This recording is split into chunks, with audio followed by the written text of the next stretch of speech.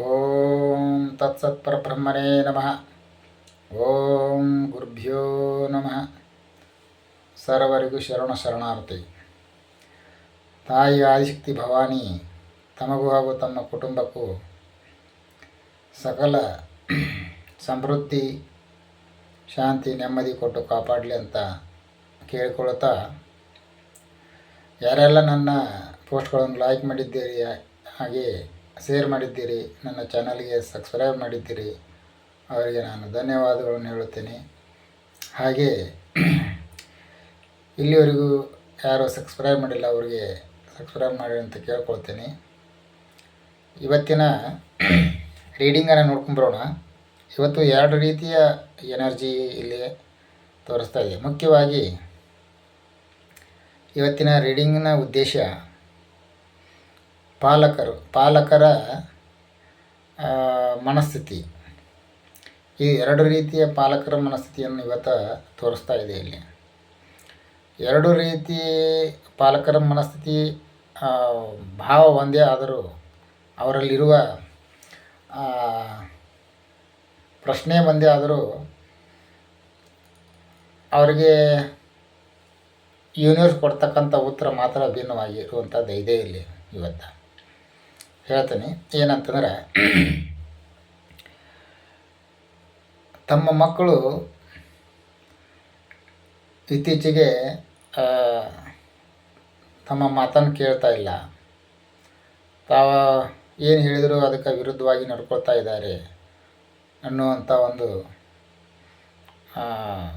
ಪಾಲಕರಲ್ಲಿ ಅಸಮಾಧಾನ. ಯಾವುದೋ ಒಂದು ಓದಿನಲ್ಲಿ ಆಗಲಿ, ಯಾವುದೋ ಒಂದು ಕೆಲಸ ಮಾಡೋದ್ರೊಳಗೆ ನೀವೇನಾದರೂ ಹೇಳಿದರೆ ಅದನ್ನು ಮಾಡದೇ ಇರೋದು, ಈ ರೀತಿ ಮಕ್ಕಳು ತಮ್ಮದೇ ಆದಂಥ ಒಂದು ಲೋಕದೊಳಗಿರ್ತಾರೆ ಅವರು. ಈ ರೀತಿ ಮಾತು ಕೇಳದೇ ಇರೋದಕ್ಕೆ ಪಾಲಕರಿಗೆ ಸ್ವಲ್ಪ ಏನೋ ತುಂಬ ಮಾನಸಿಕ ಹಿಂಸೆ. ಇದರಲ್ಲಿ ಮೊದಲಿಗೆ ಹೇಳ್ತೀನಿ ಏನಪ್ಪ ಅಂತಂದ್ರೆ, ಮೊದಲನೇ ಪಾಲಕರು ಯಾವ ರೀತಿ ಅದು ಇದ್ರು ಅನ್ನೋದನ್ನು ಅವರವರ ಪ್ರಕಾರ ಅವ್ರು ನೋಡ್ಕೋಬೋದು. ಇವರು ಯಾವ ರೀತಿ ಇದ್ರಂತ ಮೊದಲ ತಮ್ಮ ಅಕ್ಕಪಕ್ಕದಲ್ಲಿರ್ಬೋದು, ಇಲ್ಲ ತಮ್ಮ ಸಂಬಂಧಿಕರೊಳಗೆ ಯಾರೋ ಇರ್ಬೋದು, ಅವರ ಬೇರೆಯವರ ಮಕ್ಕಳನ್ನು ನೋಡಿಕೊಂಡು ಅವರಲ್ಲಿರುವಂಥ ಒಂದು ಬುದ್ಧಿವಂತಿಕೆ, ಅವರಲ್ಲಿ ಓದಿನಲ್ಲಿರುವಂಥ ಅವರಲ್ಲಿ ಇಚ್ಛಾಶಕ್ತಿ ಎಲ್ಲ ಗಮನಿಸಿ ಹೊಳ್ಳೆ ಆ ಮಕ್ಕಳ ತಂದೆಯ ತಾಯಿ ಮೇಲೆ ಇವರಿಗೆ ಒಂಥರ ಜಲಸಿ, ಅಂದರೆ ಏನೋ ಹೊಟ್ಟೆ ಕಿಚ್ಚು.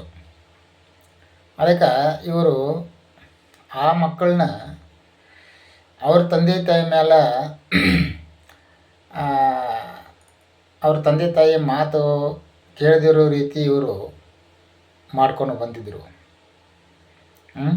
ಅದು ಆ ಮಕ್ಕಳಲ್ಲಿ ಕೆಲವೊಂದಷ್ಟು ಬೇಡದಿರೋ ವಿಷಯಗಳನ್ನ ತುಂಬುವಂಥ ಕೆಲಸ ಮಾಡಿ, ಆಮೇಲೆ ಅವರ ತಂದೆ ಬಗ್ಗೆ ಆಗಲಿ ಅವರ ತಾಯಿ ಬಗ್ಗೆ ಆಗಲಿ ನಿಲ್ಲದೇ ಇರುವಂಥ ವಿಷಯಗಳನ್ನ ಹುಡುಗರ ತಲೆಯಲ್ಲಿ ತುಂಬಿ ಅವ್ರ ಮನೆಗೆ ತೊಂದರೆ ಕೊಡುವಂಥ ಒಂದು ಕೆಲಸವನ್ನು ಈ ಸದ್ಯಕ್ಕೆ ಏನು ಪ್ರಾಬ್ಲಮ್ ಅನುಭವಿಸೋದಾರಲ್ಲ ಅವರು ಮುಂಚೆ ಮಾಡಿದಂಥದ್ದು ಒಂದು ಇವು ಅವಘಡಗಳು, ಇವು ವಿನಾಕಾರಣ. ಅದಕ್ಕೆ ಇಲ್ಲಿ ಯೂನಿವರ್ಸ್ ಏನು ಹೇಳುತ್ತಂದ್ರೆ, ನೀವು ಯಾರ್ದಾರ ಮನೆಗೆ ಬೆಂಕಿ ಹಚ್ಚಬೇಕಾದ್ರೆ ಅಂತ ಯೋಚನೆ ಮಾಡಿದರೆ ಅದು ಮೊದಲು ಹುಟ್ಟೋದು ಮೊದಲು ನಿಮ್ಮ ಒಳಗನೆ ಅದು ಬೆಂಕಿ ಹುಟ್ಟೋದು ಫಸ್ಟ್. ಅದು ಮೊದಲು ನಿಮ್ಮನ್ನ ಸುಡ್ತೈತೆ, ಆಮೇಲೆ ಇನ್ನೊಬ್ಬರು ಸುಡ್ತೈತೆ. ಅದು ಹಂಗೆ ಯಾರಿಗ್ಯಾರ ಮುಖಕ್ಕೆ ನಾವು ಮಸಿ ಹಚ್ಬೇಕಾದ್ರೆ ಮೊದಲು ನಿಮ್ಮ ಕೈಗೆ ಮಸಿ ಹತ್ತೈತಿ, ಆಮೇಲೆ ಅವ್ರಿಗೆ ಹತ್ತೈತೆ ಅದು. ಅದಕ್ಕೆ ಈ ರೀತಿ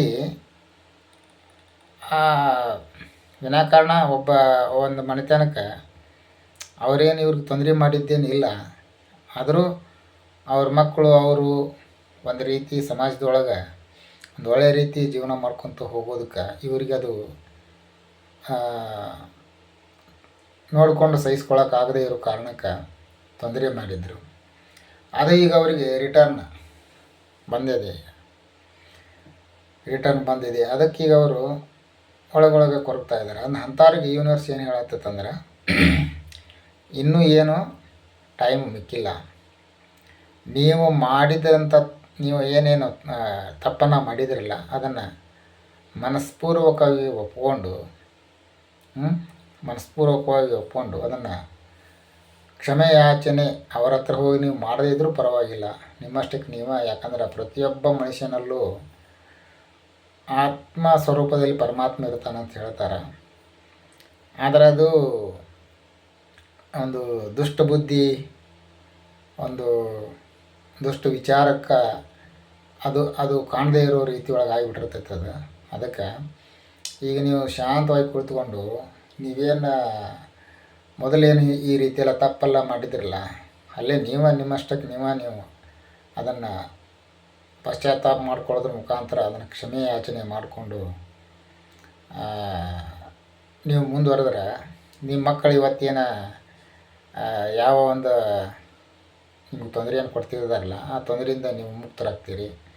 ನಂತರ ಇನ್ನು ಮುಂದೆ ಯಾವತ್ತೂ ಈ ರೀತಿ ಬೇರೆಯವರ ಮನೆ ಮುರಿಯುವಂಥ ಕೆಲಸ ಮಾಡೋಕ್ಕೆ ಹೋಗ್ಬೇಡ್ರಿ. ಯಾಕಂತಂದ್ರೆ ಪ್ರತಿ ಸಲ ಹೇಳೋರು ಹಂಗೆ ಹೇಳುತ್ತಂದ ಏನಪ್ಪ ಅಂತಂದ್ರೆ, ನಾವು ₹1 ಯಾರಿಗಾರ ತೊಂದರೆ ಮಾಡಿದ್ವಿ ಅಂದ್ರೆ ನಮಗೆ ₹1000 ತೊಂದರೆ ಕಟ್ಟಿಟ್ಟ ಬುತ್ತಿ. ಇದನ್ನು ಯಾರಾದರೂ ತಲೆಯಲ್ಲಿ ಇಟ್ಕೋಬೇಕು.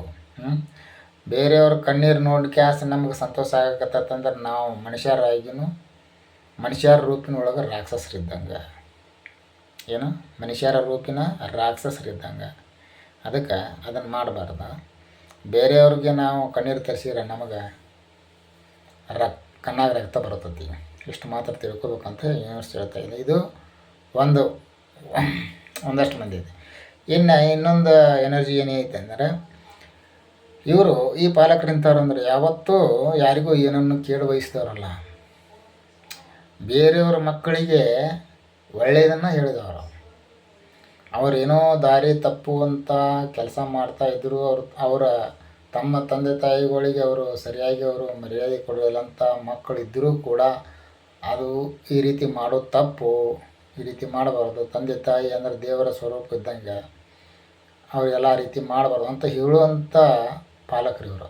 ಅಂಥವ್ರಿಗೇನು ಇವತ್ತೇನಾಗೈತಿ, ಅಂಥವ್ರಂತೂ ಭಾಳ ನೋವು. ಯಾಕಂತಂದ್ರೆ ಮೊದಲೇ ಕೇಳಿದಾರು ಆಲ್ರೆಡಿ ಬೇರೆದವ್ರಿಗೆ ತೊಂದರೆ ಮಾಡಿದವ್ರು ಇದ್ದಾರೆ. ಅವ್ರಿಗೆ ಸ್ವಲ್ಪ ಅನಿಸುತ್ತೆ. ಯಾಕಂದ್ರೆ ನಾವು ವಿನಾಕಾರಣ ಒಬ್ಬರಿಗೆ ನೋವು ಕೊಟ್ವಿ, ಅದು ನಮಗೆ ಇವತ್ತು ಈ ರೀತಿ ನಮ್ಗೆ ತೊಂದರೆ ಆಯ್ತು ಅಂತೇಳಿ ಕೆಲಸ ಅನ್ನಿಸ್ತದೆ. ಆದರೆ ಇವ್ರು ಏನದಾರೆ, ಇವ್ರು ಯಾವತ್ತೂ ಯಾರಿಗೂ ಏನೂ ತೊಂದರೆ ಮಾಡಿದಾರಲ್ಲ. ಇವ್ರಂತೂ ತುಂಬ ಅಂದರೆ ತುಂಬ ನೋವನ್ನು ಅನುಭವಿಸ್ತಾ ಇರುವಂಥದ್ದು.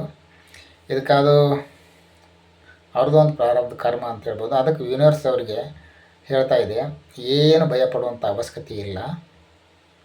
ಪ್ರತಿಯೊಬ್ಬ ಜೀವನದ ಒಂದು ದಾರಿ ಬೇರೆ ಬೇರೆ ಇರ್ತೈತಿ. ಇಲ್ಲಿ ನೀವು ಅವರಿಗೆ ತಂದೆ ತಾಯಿ ಆಗಿ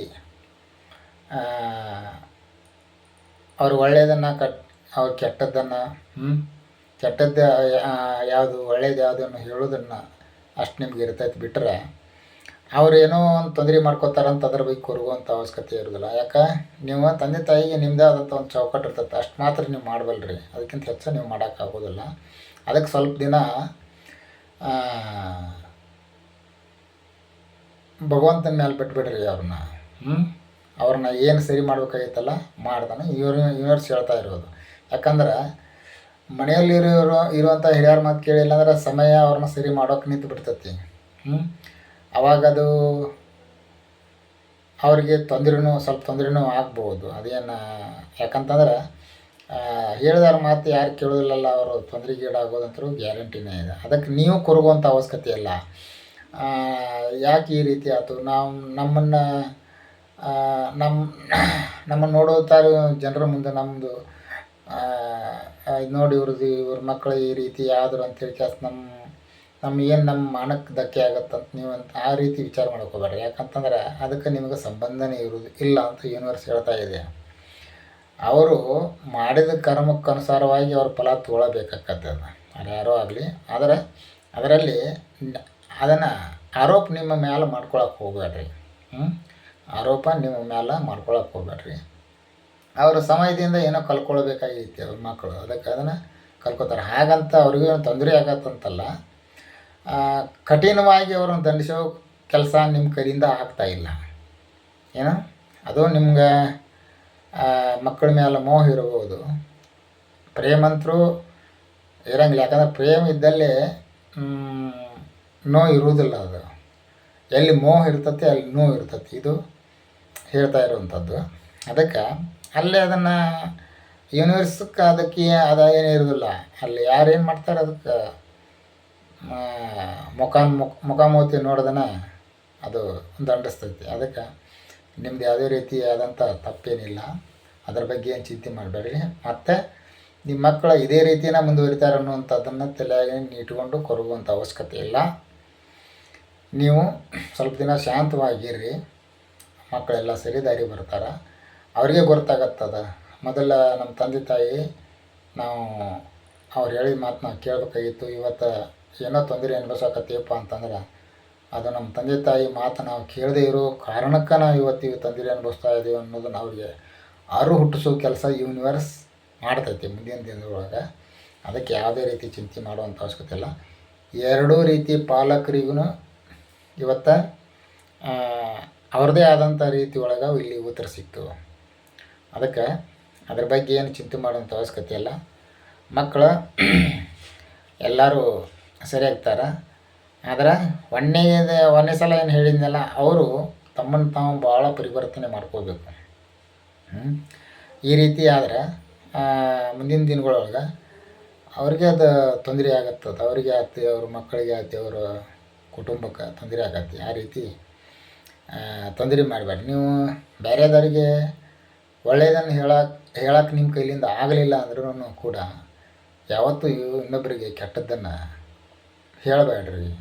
ಇನ್ನೊಬ್ಬರು ಮನೆ ಮುರಿ ಕೆಲಸ ಮಾಡಬೇಡ್ರಿ ಅಂತ ಯೂನಿವರ್ಸ್ ಹೇಳ್ತಾ ಇದೆ. ಸರಿ ಬಂಧುಗಳೇ, ಈ ಪೋಸ್ಟ್ ನಿಮಗೆ ಇಷ್ಟ ಆದರೆ ಲೈಕ್ ಮಾಡಿರಿ, ಹಾಗೆ ಶೇರ್ ಮಾಡಿರಿ, ಹೆಚ್ಚು ಶೇರ್ ಮಾಡಿರಿ. ಮತ್ತು ಯಾರು ಕೂಡ ಕಾಮೆಂಟ್ ಮಾಡ್ತಾಯಿಲ್ಲ, ಕಾಮೆಂಟ್ ಮಾಡಿರಿ.